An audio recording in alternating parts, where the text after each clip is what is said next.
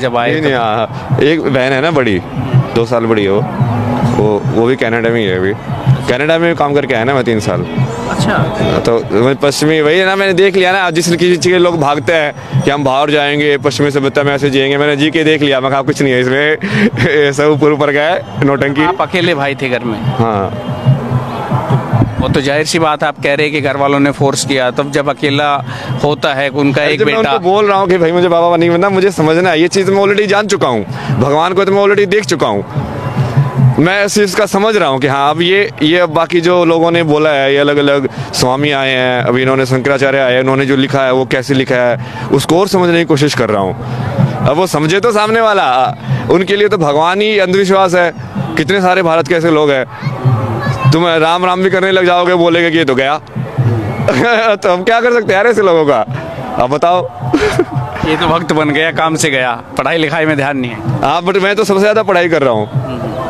अब आप जाके देखो, हमने कितने सारे सब्जेक्ट पढ़ाए हुए हैं, न्यूरो साइंस से लेके बायोलॉजी से लेके मैथमेटिक्स से लेके स्टैटिस्टिक्स से लेके सारे के सारे। अब एक विचारधारा गांव में या हमने भारत में कहीं और हरियाणा स्पेशली और पश्चिम उत्तर प्रदेश में कहीं कि ज़्यादा पढ़ लिख के ही दिमाग डिग गया इसका, तो ये ऐसे भी बोलते होंगे, हरियाणा में बोल देते हैं जैसे।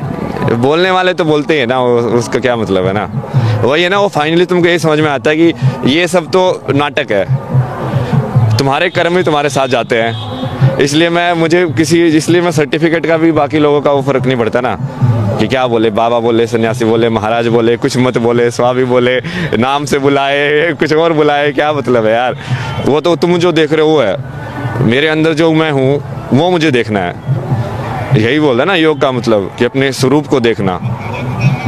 पतंजलि की जो डेफिनेशन है वो यही है कि जब तुम अपने सही स्वरूप को देख लोगे तो मतलब तुम योग में हो गए हो। तो तुमको तो अपने स्वरूप को देखना है, बाहर की दुनिया बोलती रहे, वो तो सिर्फ ये मानो कि चलो कि वो परीक्षा है तुम्हारी, कि जैसे आप अभी आ रहे हो तो ये मेरी परीक्षा है कि क्या आपके सवाल और मेरे जवाब क्या कैसे सिंक में आ सकते हैं मतलब।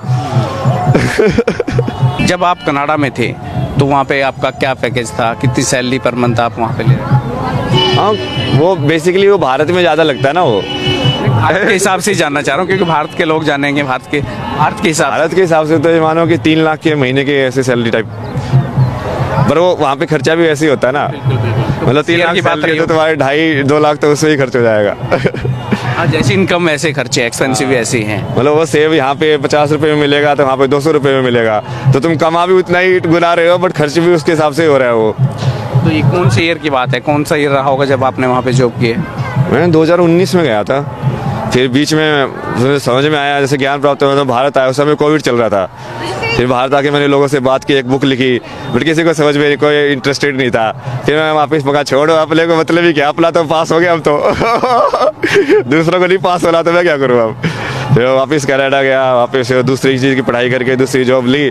फिर मैं ऐसे एयरबीएनबी में रहता था 1 महीने, इस घर पे रिमोट वर्क जॉब था ना उस टाइम पे, तो यहाँ पे रहो 1 महीने एयरबीएनबी में, फिर दूसरी जगह जाओ चूज करके कि हाँ ये जगह सही लग रही है यार, वहाँ जाके रह के आते हैं। फिर वहाँ पे जाके रहो अलग अलग लोगों के साथ, कोई चाइनीज़ हाउस होल्ड है, कोई लाइक वेस्टर्न पश्चिमी वाले लोग हैं, और उसमें तो तुम घर में रहते हो तो तुमको रहन सहन वो सब मज़ा आता है देखने में।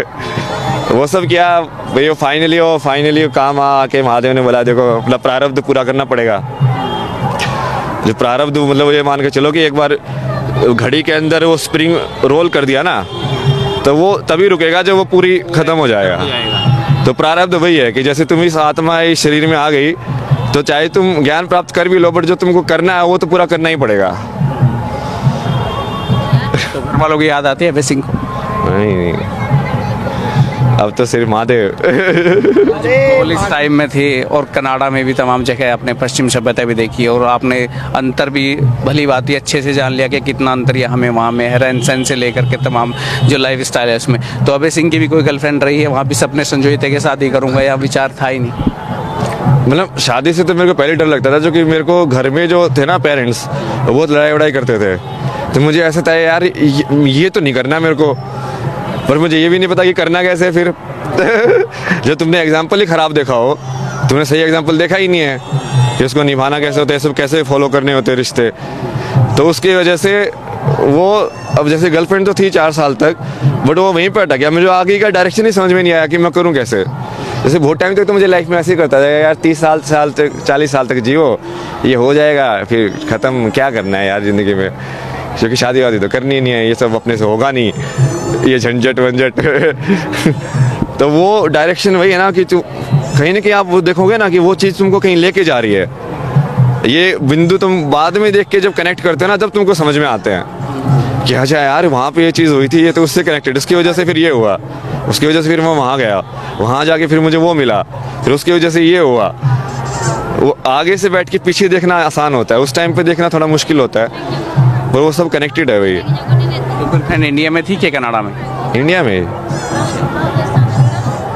मैंने तो बहुत कुछ किया है ना, अभी आप ये जैसे मालूम है फेमस हो गया तो पता नहीं कितनी सारी चीज़ें निकालेंगे लोग, इसने तो ये भी किया है, मैं तो पहले ही बोल रहा, मैंने तो बहुत कुछ किया है वही तो जानना चाह रहे हैं क्या क्या किया और उसके क्या कुछ करने के बाद फिर आप इस वेशभूषा में आए हैं, क्योंकि आप बात तो पुराना तो जानना ही चाहते हैं ना आदमी, क्या क्या किया है, अभय सिंह क्या थे और अब क्या हो गए, क्या से क्या हो गए देखते देखते। एक सिंपल जो लड़का होता है वो जो चीज़ें करता है वही सब चीज़ें, जैसे वही दारू पीना, बीड़ी पीना, सिगरेट पीना, ये सब, बट वो मेन चीज़ जो मैं देखता हूँ ना अपने अंदर वो ये है कि लेकिन तुम्हारा जो सच को ढूंढने की जो वो थी ना ललक वो सही थी, वो ठीक है, वो चीज़ आती जाएंगी जाती रहेंगी, वो कर्म से इतना फ़र्क नहीं पड़ता, वो कर्म तो ठीक है, तुम ये कर रहे हो वो कर रहे हो, उससे क्या ही फ़र्क पड़ता है। आधी बार तो हमको बाद में पता चलता है कि हाँ ये चीज़ मुझे लाइक उससे हेल्दी के नाम पे बेच रहे कि मैं खा रहा था, बाद में पता चला ये अनहेल्दी है तो उससे क्या फ़र्क पड़ा, कुछ फ़र्क नहीं पड़ा भाई। तो ऐसे वही वाली चीज़ें बहुत सी की है, जैसे गर्लफ्रेंड भी हैं, बाकी भी कनाडा में तो कुछ नहीं किया मैंने, कनाडा में तो सिचुएशन ही अलग थी उस टाइम पे, तो वो फिर मेंटल हेल्थ प्रॉब्लम से जा रहा था ना मैं, तो मैंने वो सब भी हुआ रहा वो पूरा लाइक एक्सट्रीम डिप्रेशन, मतलब जिसमें तुम घर से बाहर ही नहीं जा सकते हो, किसी से बातें नहीं कर सकते हो, बस बैठे रहते हो, सिगरेट फूकते रहते हो, काम करते रहते हो, सिगरेट फूकते रहते हो, काम करते रहते हो, बस वैसे वाला फेज़। बट उसमें उस टाइम पे मेरे को फिर वो सवाल बदल गया, फिर वो आएगा यार ये मन क्या चीज़ है यार, ये क्या चीज़ है ऐसी जो बंद ही नहीं हो रही है, नींद नहीं आने दे रहा, मतलब है क्या, ये क्या सिस्टम है ये अंदर की, ये चले जा रहा है, इसको कैसे बंद करूँ मैं, स्विच क्या है इसका तुम उस सवाल का जवाब तो ढूंढोगे ना, सवाल का जवाब ढूंढने में अब तुम कहाँ पे ढूंढोगे वो है, उसका जो वेस्टर्न वाला जो है, मैंने इसका साइकोलॉजी ये सब है उनका पढ़ा, यूंग ये सब, फ्रॉयड ये सब, वहाँ कोई तो जवाब दे, बट उनके पास पूरा जवाब कोई नहीं देता है। जैसे आप किसी से पूछोगे ना इंग्लिश में मेमोरी क्या होती है, वो बोलेंगे memory behaves like this, memory behaves like this, memory behaves like this. Memory है क्या, उसके गुण थोड़ी पूछे है चीज़ के गुण से चीज़ थोड़ी पता चलती है, वो तो तुम उसकी बस व्याख्या कर रहे हो, उसमें 3-4 पॉइंट और ऐड करते जाओगे, उस चीज़ को तो बताओ वो है क्या वो चीज़।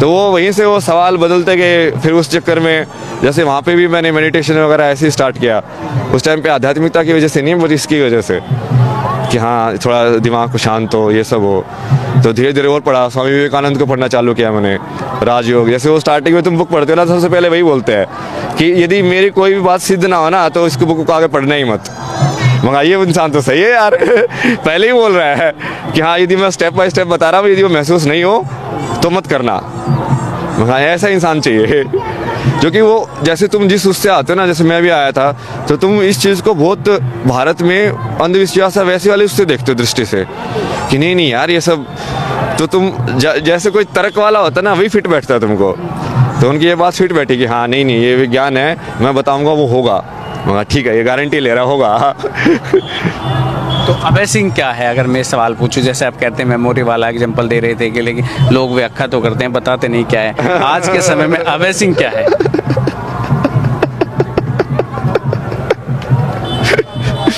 अभय सिंह तो कुछ है ही ले रहा, अभय सिंह तो टेम्परेरी नाम है, जैसे नाम जो होते हैं ना वो हमेशा गुण के हिसाब से होने चाहिए किसी भी व्यक्ति के, लेकिन नाम तो बच्चा पैदा हुआ 2 घंटे बाद, 4 घंटे बाद या 2-4 दिन बाद नाम रख देते, तब तक उसके गुणों का क्या अंदाजा? सब पता चलता है अरे वो लोग देख के वो पुनर्जन्म वाले वो ढूंढ लेते हैं कि हाँ, जैसे पहले टेंडेंसी देखते के ढूंढ लेते थे ना लोग कि मान लो जैसे बुद्धिस्ट में करते हैं लोग कि उस बच्चे को 5 खिलौने दिए, उस 5 खिलौने में से उसने कौन सा पकड़ा, तो उसके हिसाब से पता चलता है कि इसकी पुराने जन्म के हिसाब से इसकी इस जन्म में कर्म किस टाइप के आएंगे, तो पता तो चल जाता है। और वो आप यदि महात्मा होंगे तो देख के बता देंगे कि हाँ ये बच्चा ये बनेगा। तो आपके अपने हिसाब से आप अभय सिंह नाम सही नहीं लगा आपको? तो सटीक बैठा है अभय सिंह। अभय सिंह से मतलब जहां तक मैं समझता हूँ ना डरने वाला, नहीं ना डरने वाला है। तो आप भी डरे नहीं, जो स्टेप बाय स्टेप कर जो चाहा वो करते गए? मतलब चाहा भी नहीं है, वो चॉइस ही नहीं है ना उसके आगे। तुम सही में यदि सत्य पे चलना चाहोगे तो तुम क्या करोगे? चलोगे। अभी भी जैसे मान लो, हो सकता है कि मैं अभी मेरे पास जो ज्ञान है वो सारा गलत हो, कल को मुझे पता चले कि ये सब गलत था तो ठीक है ना, पता चला कि ये गलत, आगे तो बढ़े एक स्टेप, वही तो करना है। लेकिन आगे नहीं बढ़ोगे, उसको पता ही नहीं करोगे तो फिर कैसे होगा कि हर चीज़ को मुझे परफेक्ट चाहिए या ऐसे ही जवाब होगा। वो कर करके कि तुम देखते जाओगे कि हाँ अच्छा ये वाला जवाब सही बैठ रहा है कि नहीं, अच्छा नहीं इसमें ये वाली चीज़ फिट नहीं हो रही है, इसको थोड़ा ठीक करो। तो ऐसे एक्सपीरियंस से तुम, और जब वो पूरा हो जाएगा तो पूरी साधना हो जाएगी, फिर तुम्हारा पूरा सिलेबस, परीक्षा पास, फिर संसार में नहीं आना। फिर आखिरी सवाल ये, आज के युवाओं के लिए अभय सिंह का क्या संदेश? इसको अपने पूरे अध्यात्म वाली चीज़ को ना, उसके विज्ञान को समझो। नंबर्स में जैसे 7 फेरे लेना, 9 ग्रह होना, ये नंबर का महत्व है ना। कौन से उसका टीका तुम कैसे लगा रहे हो, कहाँ पे लगा रहे हो, चक्कर के हिसाब से। अपने में तो पूरा डायग्राम दे रखे हैं उन्होंने कि हर चक्कर की कौन कौन सी ध्वनि है, कौन कौन से स्वर कहाँ से निकलते हैं, कौन से मंत्र में किसका तुम उच्चारण करोगे तो कैसे होगा। तो जब तक तुम उसको कनेक्ट नहीं करोगे तब तक वो समाज में वो ये वाली जो सोचें बनी रहेगी कि ये सब तो ऐसे ही होता है, भगवान है कि नहीं हमको क्या पता है, वो ऐसी वाली सोच ही रहेगी। कृष्ण को भगवान मानना तो दूर की बात है, वो तो पहले यही नहीं मानते कि भगवान होता भी है। पहले तो उनको ये बताना भाई भगवान होता है और फिर वही आया था, वो कैसे बताओगे, वो तो अगला स्टेप है। तो पहले यदि उसको विज्ञान से नहीं जोड़ोगे तो आज के युवा को बिना तर्क के कन्विंस करना बहुत मुश्किल है। वो पूछेगा नहीं क्यों, ऐसा ही क्यों, क्या पंडित जी ने दायां हाथ ही आगे क्यों करवाया, यहाँ पे ये उंगली क्यों टच करवाई, पूछेगा ना। वो तुम्हारे पास जवाब होना चाहिए कि हाँ ये ऐसे काम करता है, ये ऐसे काम करता है। तो जब वो आ जाएगा और वो समाज में आ जाएगा तब फिर ये मतलब चीज़ें इतनी अलग से अलग नहीं होंगी, फिर वो समाज के जीवन शैली का हिस्सा हो जाएंगी। हिस्सा तो अभी भी है बट वो लोग अभी तो अंधाधुन कर रहे हैं, मतलब ज़्यादातर। अनभिज्ञ है, ठीक है, फॉर्मेलिटी है, करनी है तो कर देते हैं। हाँ बिल्कुल। फॉर्मेलिटी है या परंपरा बनी हुई है कि हाँ हम इस तरीके से ही करते हैं तो उसी तरीके से कर रहे हैं, बस। जानना जरूरी नहीं समझते, तरीके को जानना भी समझना पड़ेगा ना। नहीं तो होता क्या है ना कि जैसे जैसे उसका वो लिंक कट हो जाता है ना विज्ञान से, तो वैसे वैसे तुमको फेथ ज़्यादा जरूरी है, फिर अंधविश्वास ज़्यादा जरूरी है कि मैं अपने बच्चे को बोलूँ कि देखिए ऐसे ही है, तू बस कर दे, तुझे जानने की जरूरत नहीं है। अब उसको तो बहुत विश्वास होना पड़ेगा तुम्हारे ऊपर ये करने के लिए। अब लेकिन वो विश्वास तो नेगेटिव में भी जा सकता है, जैसे किसी धर्म में या उसमें वो नेगेटिव में भी चला जाता है ना। अब वहाँ पे ऐसे लिखा हुआ है कि हाँ भाई तुमको कोई पाप लगेगा ही नहीं, कर्म होता ही नहीं है कुछ भी, तुम कुछ भी करो। तो वो उसके हिसाब से उन्होंने विश्वास कर लिया, वो कुछ भी करते हैं। फिर कर्म का जो सिद्धांत है, वही जो मूल सिद्धांत है, वो जितने भी भारत के धर्म है सबके अंदर है। जैन के अंदर, बुद्धिज़्म के अंदर, सिखिज़्म के अंदर, हिंदुज़्म के अंदर। क्योंकि कर्म के सिद्धांत के बिना प्रकृति को समझना नामुमकिन है। कॉज एंड इफेक्ट जो होता है ना, कि कारण का कारण, कि ये कारण हुआ फिर उससे ये चीज़ हुई, फिर इस चीज़ से ये कारण बनी और फिर इससे ये हुआ, फिर ये कारण बना फिर उससे ये हुआ। वैसे ही तो समझते हैं ना दिमाग में हर चीज़ को। रिएक्शन जो जैसे केमिस्ट्री में समझते हैं कि हाँ इससे ये हुआ, फिर इससे ये रिएक्ट करके फिर ये बना, फिर इससे ये रिएक्ट करके ये बना। तो वो विश्वास में दोनों साइड जा सकते हैं ना। भक्ति फिर वही है ना कि वो पूरा विश्वास है। अब तुमको क्या पता कि सामने वाले जिसकी भक्ति करे वो सही इंसान है, ये गलत इंसान है। तो उसको ज्ञान से जोड़ना, विज्ञान से जोड़ना भी जरूरी है, ताकि उसको भक्ति को थोड़ा बेस में मिले। यही है संदेश। तो ये अभय सिंह थे जो झज्जर, हरियाणा के झज्जर से निकलकर मुंबई IIT और वहाँ से कनाडा तक का सफ़र करने के बाद अब महाकुंभ में हैं। और वो लाइफस्टाइल जो 3 लाख के पैकेज में कनाडा तक रहे, मुंबई IIT की, उसके बाद अब ये इस जगत में आ चुके हैं, इस वेशभूषा में आ चुके हैं और तलाश में हैं, सच की तलाश में हैं। आप भी लगातार जुड़े रहिए हेडलाइंस इंडिया के साथ, अपने सहयोगी अंकित के साथ। मैं कुलदीप सिंह।